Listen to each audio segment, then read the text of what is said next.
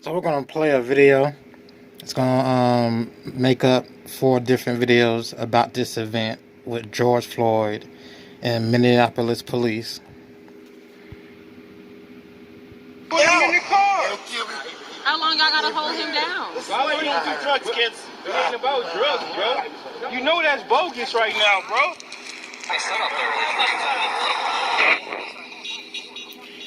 Now this is protest outside of the cop's house, or one of the cop's house. They're now in jail, so yesterday protest was held outside the house. It didn't burn down the house. I'm surprised it didn't burn down the house. A lot of stuff was burnt down. You will see later in the video a lot of different stuff caught fire. Somehow, magically, professional arsonists set these buildings on fire. That's what it looked like. It looked like a professional fire job.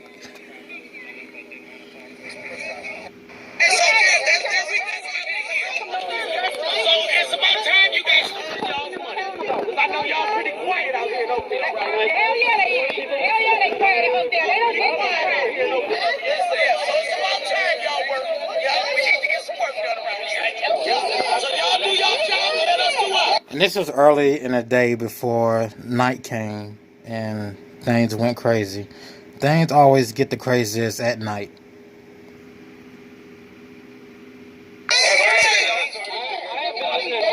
That's when they get scared. That's when they get actually scared.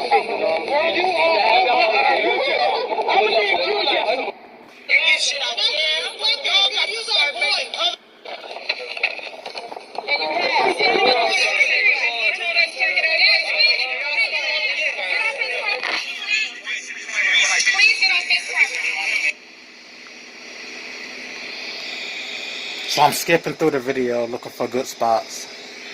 That was the beginning before they gathered at another spot.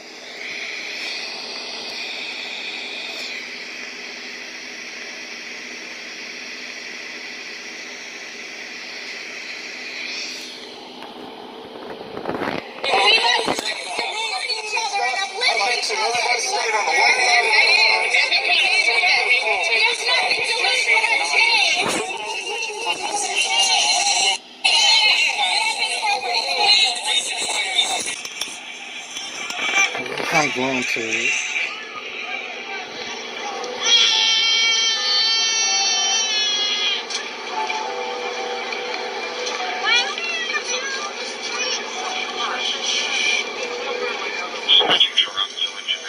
Now this is all from yesterday's.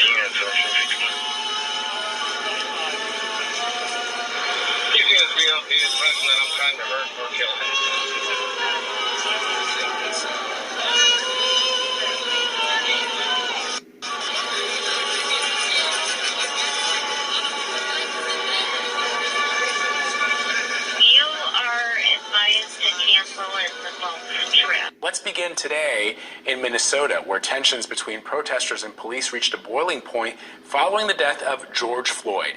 He is the black man who appeared to be suffocated by a white police officer during an attempted arrest on Monday. Thousands gathered demanding justice after a video was released of the officer using his knee to pin down Floyd's neck. Protesters threw rocks at police, chanting, "I can't breathe." Those are the words that Floyd used himself during the arrest. Officers fired tear gas into the crowd in response. CBS News Chief Justice and Homeland Security correspondent Jeff Pegues is in Minneapolis. He's been following the latest from the very beginning, Jeff, and you had an opportunity, Jeff, to speak. Thank you for reminding me. What do you spot? What do you spot in this video? So Jeff is the guy in the middle, the black guy in the middle. Now, what is the odd thing about where he's standing? Like, I spy. What do you spy? Somebody write it in the chat. What do you see? I spy in this video. What do you see? I had 30 seconds. 30 seconds. Somebody got the answer. What do you see in the video that's out of place? Somebody has the answer. It's like 20 seconds left. I can see the comments when there's no comments. Of course, you see the shoe, people, the shoe. The shoe on the ground behind the black guy in the video. Alright, let's continue. The shoe, don't know who lost the shoe. Don't know why they lost the shoe. I don't know if that's the black man's shoe and he has corns on his feet. Don't know. Don't know why. The family of George Floyd, what did they tell you? Well, they are obviously grieving right now, and it was a tough interview. And the shoe is still there. Like, did somebody get beat up and got beat out their shoe? Like, somebody got knocked out and flew out their shoe, and they just left it there. And the cameraman said, let's just put the shoe in our shot. You know, it's not going to distract anyone. Let's just keep the shoe there. We can't kick it to the side. I'm like, oh, okay. What else? Let's keep going. I believe directly behind him is where everything happened. I see people standing by the bus stop. Yeah, that's it. We can look at the pictures. You see the pictures? I believe that's the same bus stop. You to do because you can hear the pain in their voices and you could see it on their faces. One of his brothers was wiping tears from his eyes as he talked about what happened here at this corner on Monday. And you see behind me the growing memorial and people continue to show up here. But the family wants action. I don't think I have that video loaded. But before the cops choked George Floyd, they were across the street when they arrested him. They pulled up on him, put him in handcuffs, took him out the car, took him to the sidewalk to a brick wall or a wall. Then they walked him across the street near this bus stop to another police car for whatever reason. And then that's when he laid on the ground. They laid on the ground. The officer put his knee on his throat, and I believe he went unconscious. Like unconscious, like UFC fighters, they'll do a chokehold move and you just pass the heck out. And they were thankful to the protesters who came out yesterday, but they want to see action, and Vlad, they want to see the officers held accountable. Yeah, and I know, Jeff, a number of protesters have been calling for actual criminal charges to be filed, but I thought it was very interesting that the officers were fired so quickly, but also that the FBI was asked to come in and investigate within 24 hours of this death, and asked by the police chief to come in and investigate. How common is that? Because I know you've covered, sadly, a number of these sort of things. Yeah, well, it's something, Anne-Marie, that frankly we're seeing more and more, because post-Ferguson, police departments essentially have a playbook on what to do if you have these clashes between police and the community. How do you diffuse the tension?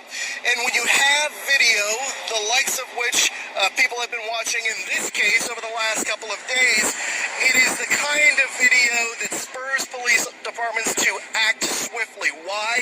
Because they want to reduce tension in these neighborhoods and in this city as a whole. And so that's why...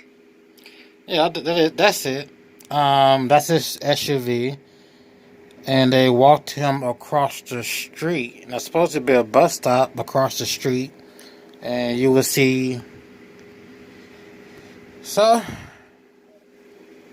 This trash cans has your orange and your white number 6. It has, well, they put the Black Lives Matter there later. So the different trash cans walked them across the street. I don't know why this took place in front of a trash can with the number 6. Don't ask me why. Why? And why they didn't put him immediately. Like this movie, this scene should have ended. Let's see. You saw this swift action, and yeah, it's not something that you regularly see. They took action within 24 hours. So he's handcuffed. He lifted him up. Then they're gonna take him across the street to this orange trash can with the number 6. Then they're gonna lay on the ground. The officer's gonna put his knee to his throat, and people gonna come out of nowhere and start recording. Hours of this story making headlines. They fired the 4 police officers, but there is still this investigation, which is ongoing, and there are a couple of different investigations, and frankly, the family last night is telling me that they want to see what they view as an independent investigation, while the police department is called for the He should have went immediately to that police car. If he's under arrest for forgery, or if they found out it was a fake $20 bill, however this is supposed to go, that's supposed to have been the first car he go to. Because obviously, I don't know where that second police car at, or where this bus stop at, but they walked across the street. So this little scene should have ended with no death and no knee on your throat. FBI to come in. That doesn't seem good enough for the family. They don't view that as independent enough for an investigation like this. And Jeff, I note that your live shot is right in front of the location where the incident took place, and I can see people placing balloons and other mementos as a memorial to his life. And there are a lot of comparisons, Jeff, as you know, being made between this case and Eric Gardner here in New York City. As Anne-Marie pointed out, you've covered, sadly, so many of these police killings. You've even written books about it. Walk us through. Now, this is going to be the fires. Now, this look like professional fires, man. This don't look like a bunch of black people. It just don't look like a bunch of black people set these type of fires. Because these were a bunch of black teenagers came out at night. A bunch of the younger crowd. The older crowd came out early. Way early. They did their little talks with the police that we saw. At night, the hooligans came out, but I don't see how they caused these fires at all. I just don't.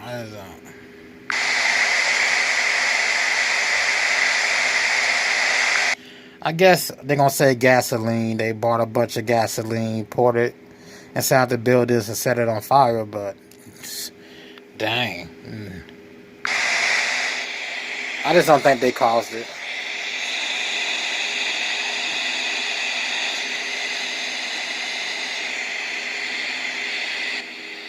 Some abandoned car. I'm pretty sure there wasn't nobody's car. I mean, really?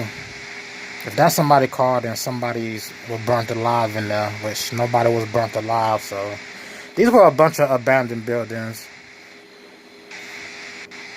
I saw an O'Reilly Parts store with the doors knocked out, but they didn't set it on fire. These look like all abandoned old buildings. Don't see no signs. Don't see nothing really.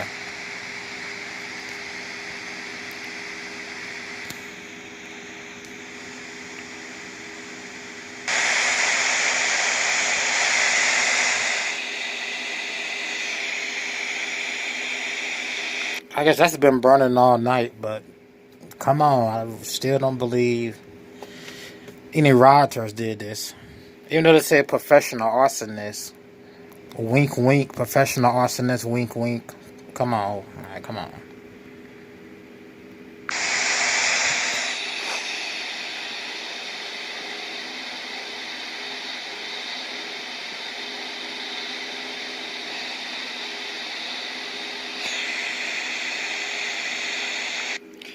Well, this live feed, you type in Sky 11 surveys the damage from fires. So at the top of the video on screen, watch live Sky 11 surveys the damage from fires.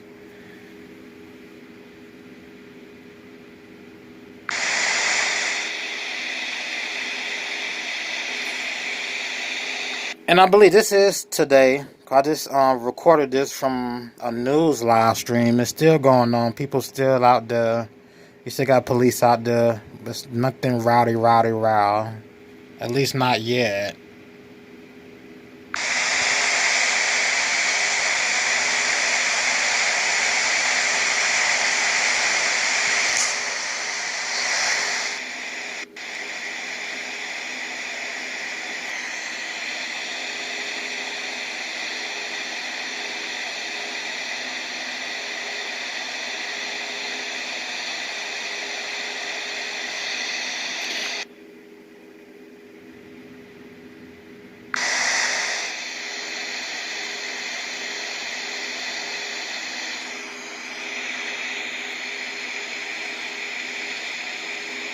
It's more damage, a couple of multiple buildings.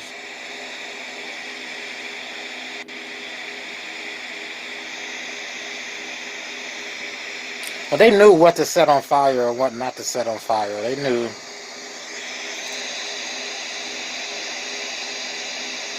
You would have figured that whole city would have burnt down. You figured the whole city would have burnt down, all the trees, residential neighborhoods. I'm like,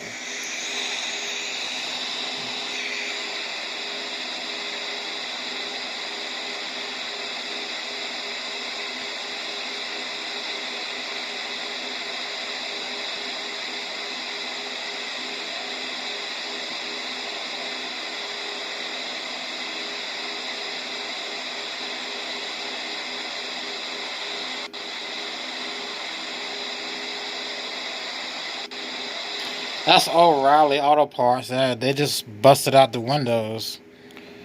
I don't know if that O'Reilly's was ever in commission. Don't know if it was ever in use.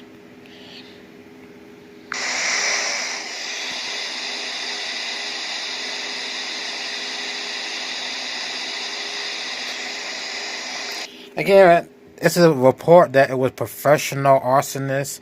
One reporter mentioned something about professional arsonists, which is possible, and couldn't be a protester. Well, what I mean by couldn't be a protester, just because they're out there burning crap down doesn't mean they're protesters, or doesn't mean they care about what's going on. Obviously, if you're looting Target, you obviously don't care about the protests or what happened to James Floyd.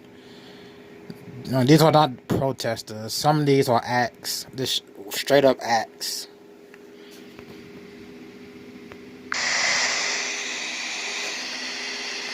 And by acts, that includes people, bad kids coming outside and causing trouble.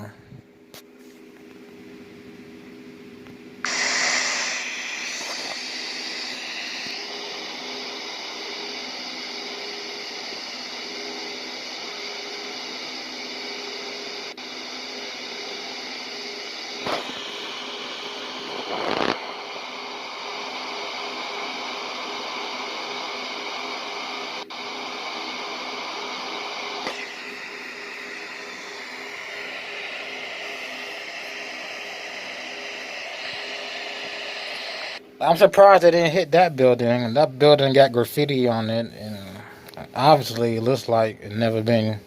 I see cars, but shit, it look like a good spot. That's what I'm saying. Surprised they ain't burn that one.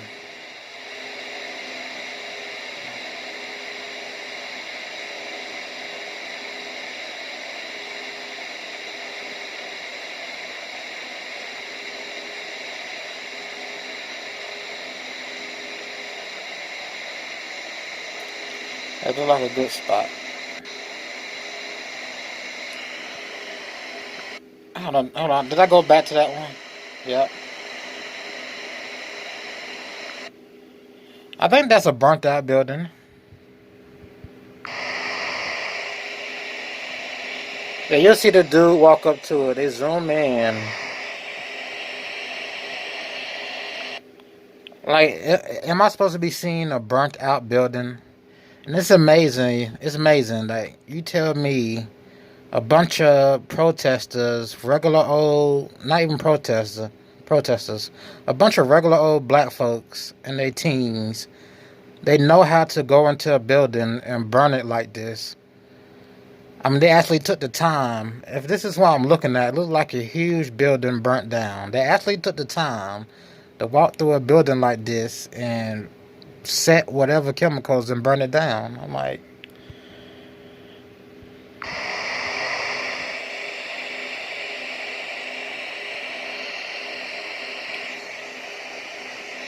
it's possible. It's possible.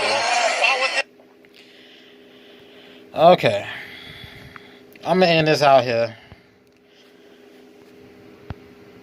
I guess it's possible. I don't call them protesters, regular old teenagers, have the knowledge to burn a building like that. I don't know why they would. Usually you just loot a building for their goods. You wouldn't think about staying behind, taking your time, laying chemicals down and setting fires. I just don't think that's what they're out there for. The bad ones, the bad apples. Why would the bad apples want to burn shit down? Like, you actually took your money to go burn shit down. All right. So let's recap this before I end this out. There were protests organized the same day the news came out. Things going haywire. You might see more protests tonight. But let's close this out. This has been Awkward Occurrence, Awkward Entertainment, and I will see you in the next video.